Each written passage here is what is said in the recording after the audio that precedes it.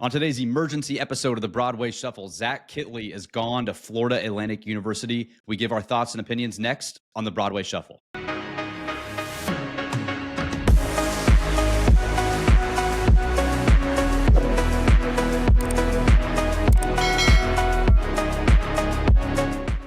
Okay, gentlemen, we are here Monday night. We thought, man, did we think that we were going to be able to rest after the first 8-4 season? Then boom, Sunday, DeRuyter's gone, Hudson in the portal, and now Zach Kitley has accepted the Florida Atlantic job to be their next head coach and is leaving for Boca Raton. This one, I don't even really know where to start. There's some of the fan base is excited. Clayton, you were discussing on our Monday episode how you thought that some of the Tech fans even were a little, what was it? They were saying that the wrong coordinator was fired. Well, to those fans, you got your wish. Zach Kitley is gone, and we are now in need of a new offensive coordinator. Clayton, I'll go to you first, man. We're just now breaking this news, coming to it live right after it broke. Thoughts? What's going on in your head, and where do you think Texas Tech needs to go from here on the offensive side of the ball? Yeah, that's a good question. It sucks to lose him after the year we had. We were, top 10 in yards and points in FBS this season. It was looking like you were going to have some offensive continuity going into next year, keeping Barron and then keeping the OC, and now at least part of that is gone. We'll see where they go. I honestly don't know who the list of candidates will be at this point. But I guess one silver lining is it's a good sign for your program that your last two OCs have both gotten head coaching jobs elsewhere. That's a sign of a healthy program. So, maybe the job is a little more appealing now to someone else who's, looking to be a Power 5 OC for a few years and then get a head coaching job elsewhere. So I guess if you're looking for the positive, that's one. Zyler, thoughts on that positive, or are you pretty bummed about hearing this news? Yeah, definitely very bummed. I'm a huge Zack Kitley fan. He's 33 years old and was commanding one of the best offenses in the Big 12. He's barely older than us. Look at what we've done. We've started a very small tech podcast, and he's now a head coach at a small university. But he's doing great things. The thing that was interesting to me is the pay raise was significant, but not that significant. He went from $850,000 to what they said is in between 1 and 1.1 million. I know he's always wanted to be a head coach, and so that strikes me as what made the difference. But I bet if this would have been another OC job, we would have matched that. He was probably due for an extension. So I guess congrats to Kitley. That's awesome. You sign a 5 to 6 year deal, pretty much $5 to $6 million guaranteed. That's pretty much life-changing money. Your family's going to be set for basically the rest of your life. That's awesome. Congrats to Kitley. As a Tech fan, it sucks. He did a really good job.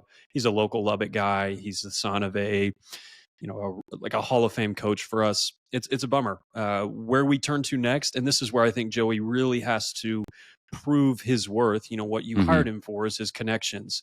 You are entering into a pivotal year for the Big 12. It'll be the second year of the new revenue agreement, the first year of revenue sharing. And when I say revenue agreement, I mean, the SEC and the Big 10 getting their, massive paychecks. So they're going to start picking off players, picking off coaches. You're going to be looking to stand out in the Big 12 if there is another round of realignment, and you want to make sure that you present yourself well. The three biggest candidates in my mind for that from the Big 12 are all sitting at 8-4. That's you, Baylor, and TCU. This is going to be a huge year for your program in 2025. Your recruits are rising up, and now you'll be replacing both coordinators. One you chose to replace, and the other one you maybe would have liked to keep. So really important year for Joey. I'll be interested to see which direction that he goes. These will be two massive hires for Joey in the direction of Texas Tech. Conrad, it's an ever-changing landscape now in college football. And like I mentioned on the start of the show, for Texas Tech, this was a weird year offensively. The offense went through lulls at times throughout games. People complained a lot, whether it was about Barron, quarterback changes, Zach Kitley's scheme. I think here on the show, we all at least thought that you got a top 10 offense in the country. It's probably not the offensive coordinator's fault, but still kind of surprising the way that some of the fan base feels about this change. Thoughts on that, and just on the fan base as a whole when it comes to finding a new OC, and maybe some names you'd like to see pop up during this search? Yeah, it's difficult when you see a guy like Zach Kitley leave after he had the year that he did as an offensive coordinator. Again, I mean, we had one of the best offenses in the country. Sure, you can question situational play calls at some point, but nonetheless, somebody thought highly enough of him to hire him away, give him a raise, even though not huge, but a raise, and give him the opportunity he's always wanted at 33 years old. So can't fault him. Happy for him. I do think it's a good sign for your program. You know, thinking about what this program and what the fan base wanted from this program, a lot of people were saying you fired the wrong coordinator. You didn't. You're wrong. I'm sorry, but you're just wrong. If you look at the numbers, you don't just look at situational play calls to evaluate a coach. You look at a lot more than that. You look at the holistic, set of everything. Which from his first year to now, you've had a very good offense, even with some of the mishaps that you had with injury at quarterback and other positions. But yeah, I don't think you should be maybe sad to lose Zach Kitley. I mean, I am. I wish him well, but this is looking at what the worst case could be. Say you hire a coach and he's not as good as Zach Kitley. Those same fans that were clamoring for him to be gone will be like, well, bring back Zach Kitley. And it's like, well, you kind of have to appreciate what you have when you have it. Was Kitley perfect? No. Is any coach perfect? No. Is any player perfect? No. But as a whole, Zach Kitley's a great coach. To be completely honest, the news is so fresh.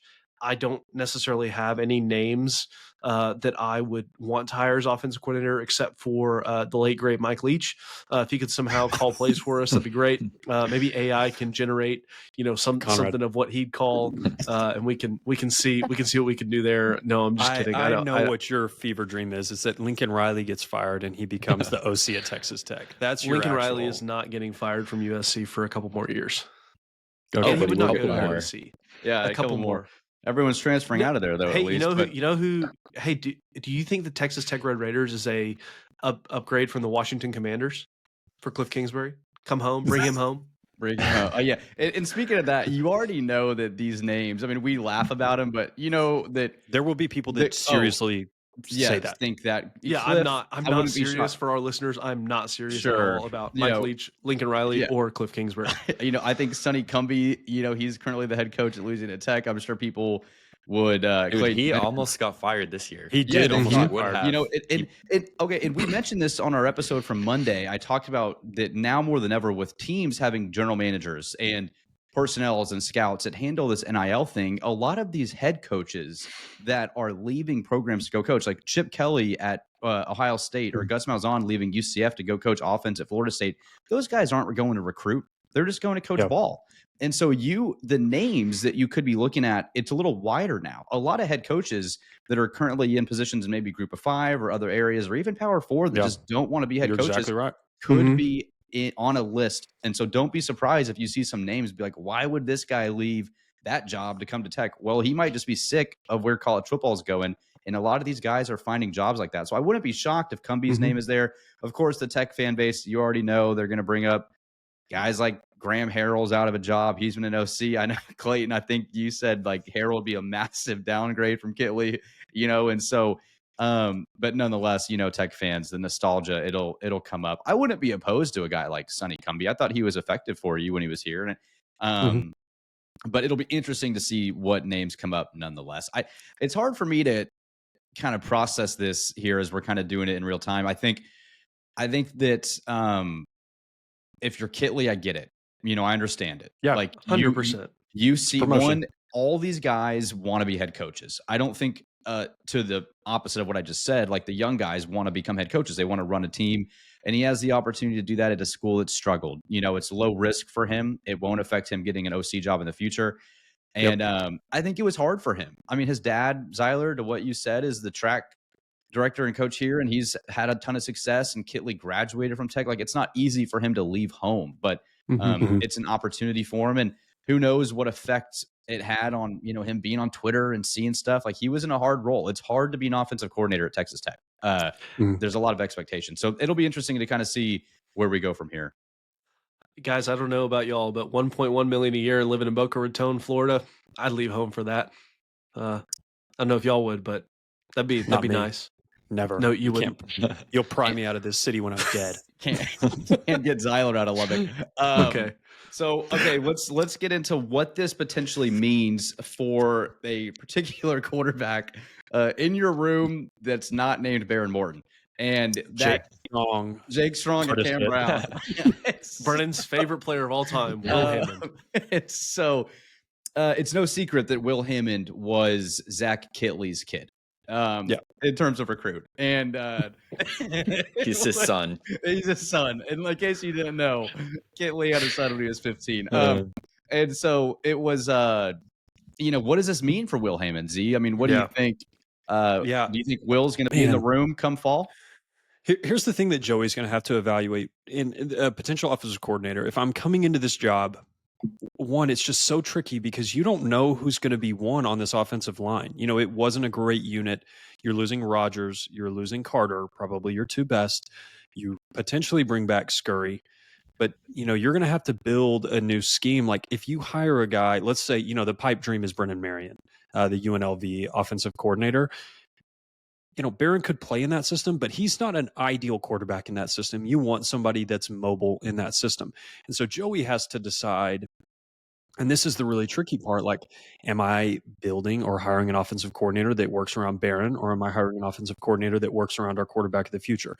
Not saying that they both can't command different offenses, but you can see how certain quarterbacks work better in certain systems. If you want to look at a pro example, like Jared Goff would not work in, let's say, the Cliff Kingsbury offense. That would be an abject disaster.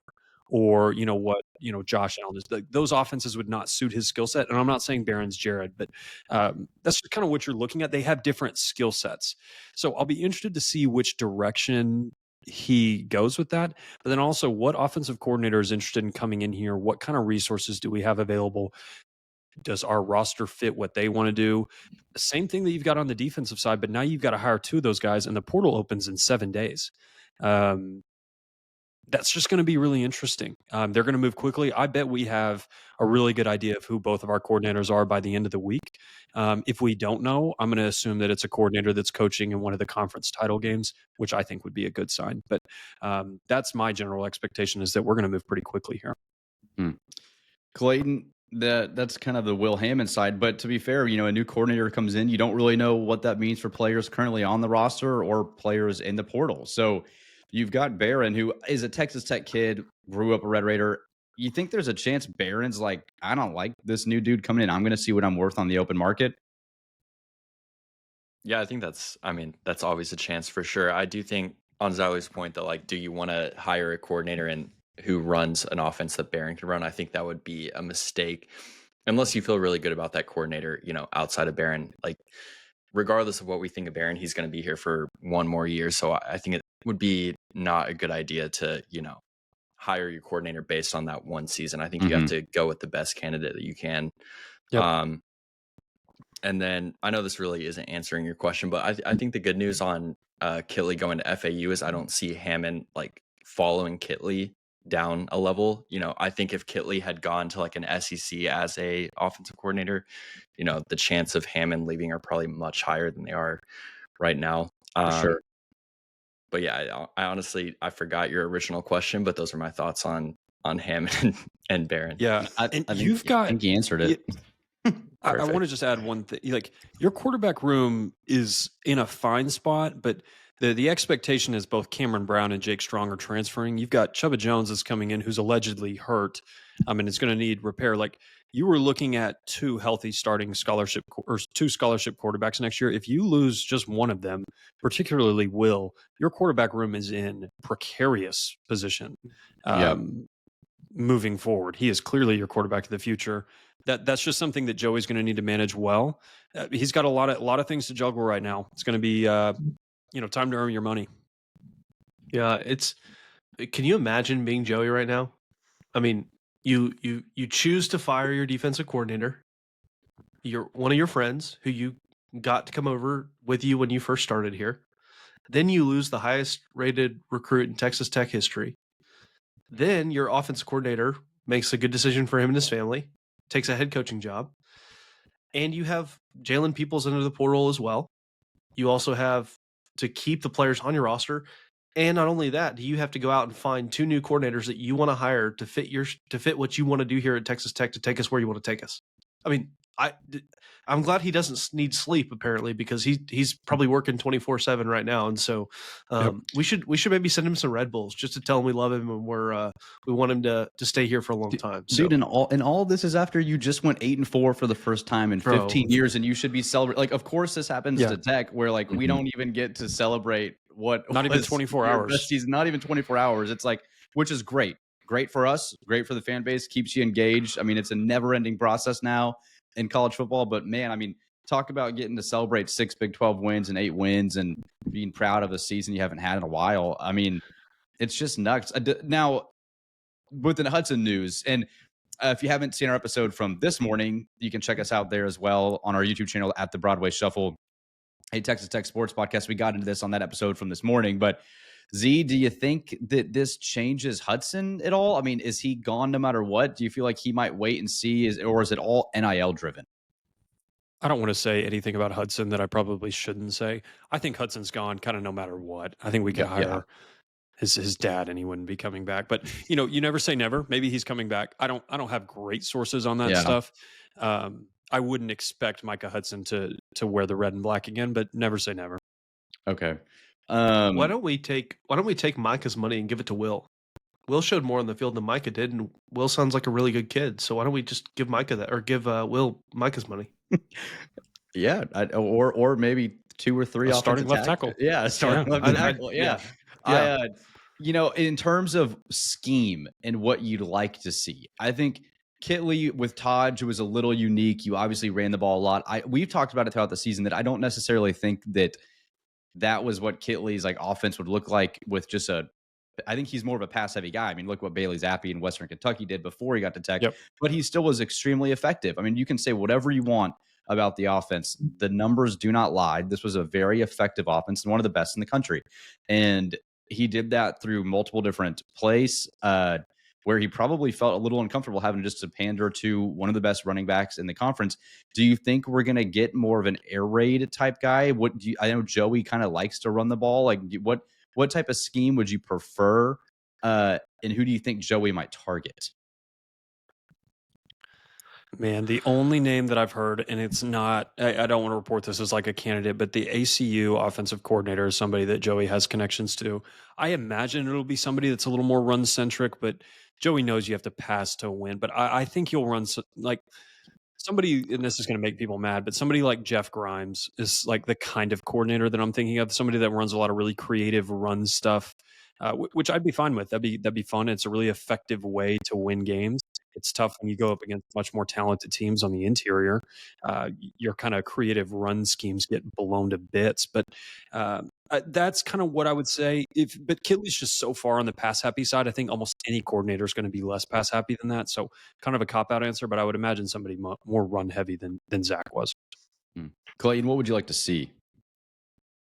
I agree. I don't want us to see, or I don't want to see us go to like the full true air raid where you're throwing, like 65, 70% of the time. I'd be fine if we go to like the modern day air raid that's like from the Bryles system. I don't know if this is a possibility, but I heard someone mention Joe John Finley from OU because I don't know if they're retaining him, but they just hired a new offensive coordinator and he was the co-OC last year. He's from the Bryles tree. I would like us to hire someone like that, the offense is predicated on, being balanced and, creative run attacks and then setting up the pass through that and not just relying on dropping back 50 times a game. Yeah. You gotta have a pretty special quarterback in this day and age to drop back 50 times a game. So I don't necessarily want to see that. I mean, I think the easy answer is whatever's going to win us games. I really don't care what it looks like. I don't care. It's a great answer. How much you run it, how much you throw it. The only offense that I am 100,000,000% out on is the triple option. Obviously, just to make that clear to our listeners, I'm out on the triple option. I do not want to see Georgia Tech from the 2010s. I would like to see something that is very. You want to see balance, and I think you're not in the era anymore of the Mike Leach air raid. It's just not. I mean, you don't see those kind of numbers. We were talking about it yesterday, just the kind of off recording. We were talking about what we did, what Texas Tech did in terms of our passing prowess in the 2000s and even Pat later. It's unbelievable. You're never going to, I mean, not never, but right now you're not going to see that. And so I would like to see something. I mean, I'm a believer in what Lincoln Riley did at Oklahoma and at and has done at USC. I'm going to bring it up. He's not going to be your offensive coordinator, but he runs a very modern day, air raid like Clayton mentioned. So I'd like to see something like that.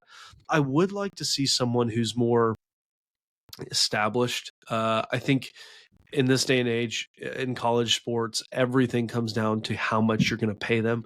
And so I think we have the resources. Thankfully, we didn't fire Kitley, so we don't have to pay that buyout. We only have to pay one. They had to pay us, I'm assuming, a buyout. I don't know what that structure looks like, but if you could get something where you maybe run it 55 to 50 or pass it 55 to maybe 57% of the time and run it the rest, and you really use the run to set up the pass or whichever way you want to do it, that's what I'd like to see. But again, I don't know how to quantify that yet, because Joey understands where he is too, right? Like, he understands he's at Texas Tech and the unrealistic expectations of this fan base to have a 5,000 yard passer every year, seemingly. So that's what I'd like to see. But again, I really have no clue because this is so fresh.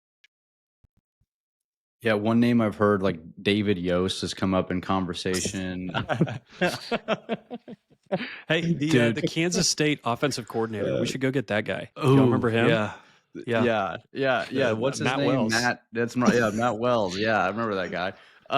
It's gonna be interesting, man. I mean, I don't have like a particular name in mind yet where I'm like, we've got to go get this guy. But I do agree with Conrad that I want to see someone established. Like, I think in this era, with the money you might have, I'm not sure exactly like what was Kitley making. You said 850 here. Do you pay an OC what Kitley's making at FAU? Do you raise it over, $1 million, $1.5 million to pay like a top guy to come in? I don't know where the university stands on that. That'll be interesting to see if you can make one of these coordinators, pay him big time money to come coach here. It'll be, I think Tech is willing to write those checks this year. I just kind of have that hunch that like they're willing to go all in. It kind of seems like that's where this university is at now. How would you feel about Neil Brown? B-. Yeah, there are worse. Do you think candidates. You call him at least and have a conversation? There's worse candidates. Yeah, you could basically get him for free. That would be the one benefit. Yeah. Yeah. If you could go get, I don't know how the fan base would feel about this, and I don't know if he'd do it necessarily. He probably wouldn't. But a guy like Kendall Briles, Dude, he's not a shoot me into the sun before you let Kendall Briles wear a double T. I'm not. He didn't go to Tech. He went to Friendship High School, right? Mm-hmm. Yeah, he went to Friendship. So I mean, I don't know. I don't think it's going to happen. We're reacting live again. I'm just saying he names. He sucks as an OC, and he sucks even more as a person. Dang, yeah. That's there's your answer. Right. No, maybe Zyler knows some things about I don't know about Zyler's his personal dead life. body. Dude, Kendall Briles do you remember when Texas Tech? When he was wearing the CAB on his hands after his dad got fired for letting all those players do what they did to all those girls at Baylor? And he still supported his dad. He brought his dad to like was he the OC at Arkansas? He kept bringing his dad to the games and out on the field. Well, Lebby did that too, because Jeff Lebby. That was Lebby that did that. It was Lebby who did it at Oklahoma. I will say I did see Art Briles. I've seen Art Briles twice in Fort Worth, actually. One time at Einstein Bros Bagels. The dude has bleach blonde hair now. I guess it's turned a little bit gray. I did also see him at the TCU Texas Tech game. He was wearing a purple shirt. I thought he might have been loyal to his alma mater, but he was not. He was loyal to his family instead. So it's okay. He has choices to make. Yeah, dude. I will not. I will. I don't think that's going to happen. I was just saying names. Z, if you could just name like, man, I'd love to see this guy calling plays for you. Do you have anybody in mind? Oh, dude, Brennan Marion, the guy over at UNLV. I forget. Well, let me remind. Is he the head coach or is he the OC? I got to remember who. UNLV head coach. Their offense is super fun to run on NCAA 25. It's called the go-go offense. I don't know if you guys are familiar with that. But yeah, Brennan Marion would be super sick. I just think he's going to get like a Big Ten or an SEC job. That would be like pipe dream. Would love to get you.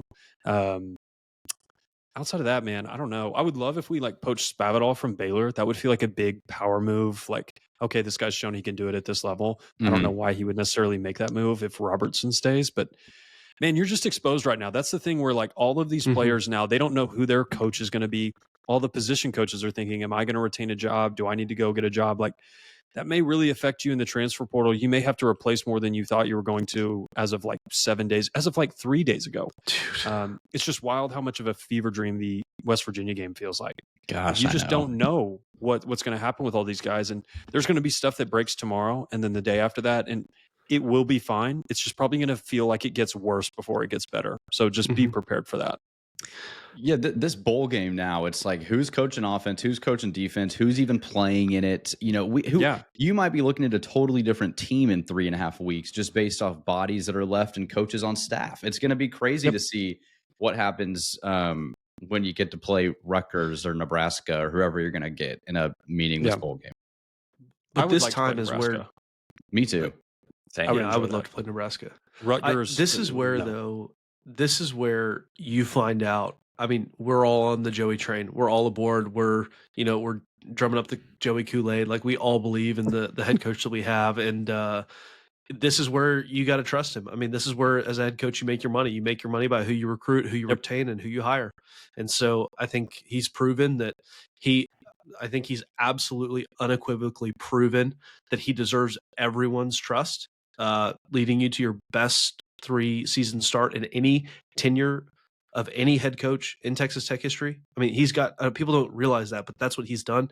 3 winning records in the conference play, 3 straight years, beats Texas and OU in his first 2 years. I'm just saying all of this, or in his first year in the same season, just saying this to remind the fan base at the most important position on your team. I think even more important than quarterback, you've got an absolute stud of a head coach who's going to be here for a long time. And so I think we trust him. And I think we know that what he's going to do is going to be good for your program because all he wants to do is win. Yep. And no more Sterling Porcher next year. So think about that too. Yeah, there's the silver lining in all of this. Yeah, he could. You know, bring back Ruffin McNeil, man. I would love to see Ruffin. Dude, just run it back. Just run it back to that. And then, that was, ironically enough, in 2009, Ruffin McNeil was your DC. And guess who that OC was, Conrad, for that bowl game? I already know who it was. It was Lincoln Riley. There you go. Yep, Michigan State Alamo Bowl win. Well, dude, I would take Garrett Riley in a heartbeat, but he's not going to leave Clemson to come to Texas Tech. I don't think he's leaving there. He'd have to get fired. Yeah, he I won't. think we would scoop him up immediately if he somehow got he'd fired. He'd be a good hire. I would love he's not to get Riley. They went. What did they go 9-3? He's not getting fired. Yeah, he's not. I'm not even going to entertain that. Yeah, no. So okay, well, he's gonna get a raise. They go our potential college football playoff team. We'll find out on Saturday. Yep. So, all right, man. Well, that was fun and depressing. Quite honestly, it sucks to hear. I mean, it's just like you just like don't know what you're getting in college football these days. You have to love it. We love it because we get to come and do stuff like this and talk about it. But it is unfortunate for your program. I'm just bummed for the players, man. And even for Joey, Conrad, to your point, like you should be celebrating the end of the year. And I get that's just where we're at in this sport, but certainly disappointing to see both coordinators gone, just not 48 hours after you win 8 games. So, but we'll find out, and we'll be here this week to let you guys know what's happening and keep you updated on all things Texas Tech. We got a basketball game Wednesday night, and we will probably be here to break the coaching news. The bowl game should be released Sunday afternoon, so make sure to tune in on Thursday and then on Monday as well of next week. And then if we got to do another emergency pod, we'll be here for that as well. So you can check us out on the Broadway Shuffle, a Texas Tech sports podcast, or wherever you get your podcast on YouTube, Spotify, or Amazon. And we will be here on Thursday. So for Conrad, Clayton, and Zyler, I'm Brennan and Reckham, and we'll see you guys soon.